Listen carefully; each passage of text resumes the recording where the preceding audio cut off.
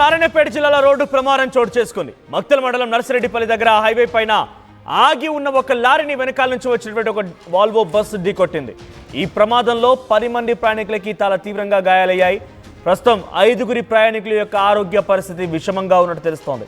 క్షతగాత్రులను వెంటనే మక్తల్ ప్రభుత్వ ఆసుపత్రి తరలించారు. కర్ణాటకలోని శివమొగ్గ నుంచి హైదరాబాద్కు వస్తుండగా ఈ ప్రమాదం చోటు చేసుకుంది. అయితే ప్రమాద సమయంలో బస్సులో 30 మంది ప్రయాణికులు ఉన్నట్టు తెలుస్తోంది. ఆ విజువల్స్ రండి, చాలా డేంజరస్ యాక్సిడెంట్గా చెప్పాలి. ఇక్కడ మీరు గమనించండి, ఒకటే మాట పదే చెప్తూ ఉన్నా నేను.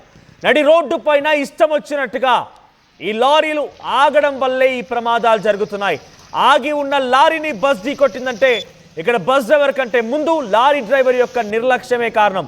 ఎక్కడ పడితే అక్కడ ఆపడానికి వాళ్ళ సొంత జాగాలు ఏం కావవి. హైవేల పైన కొన్ని స్పాట్లు, ప్రత్యేకమైన స్పాట్లు ఉంటూ ఉంటాయి, పార్కింగ్ స్పేసెస్ ఉంటూ ఉంటాయి, లేబైస్ అంటూ చెప్తూ ఉంటారు వాటిని కూడా.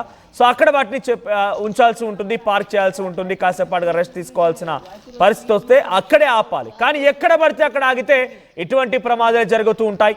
సో బహుశా అటువంటి ఘటన ఇక్కడ చోటు చేసుకుంది. లారీ నడి రోడ్డు పైన ఇష్టం వచ్చినట్టుగా ఆగడంతోనే బస్ డ్రైవర్ ఆ టర్నింగ్ అయి ఉంటుంది, లేకపోతే కండ్రెప్పాట్లో ఏముంటుంది అనే కొంత ఏమరపాటుగా ఉండి ఉంటాడు, లేకుంటే టర్నింగ్ ఏదైనా కావచ్చు. ఆ ప్రమాదంలో లారీ డ్రైవర్ యొక్క నిర్లక్ష్యం చాలా స్పష్టంగా కనబడుతోంది. చాలా క్లియర్గా నడి రోడ్డు పైన ఇష్టానుసారంగా ఆపడం వల్లే ఈ ప్రమాదం చోటు చేసుకుంది. అయితే ఆ వాల్వో బస్సులో సుమారుగా 30 మంది ప్రయాణికులు ప్రయాణిస్తున్నారు.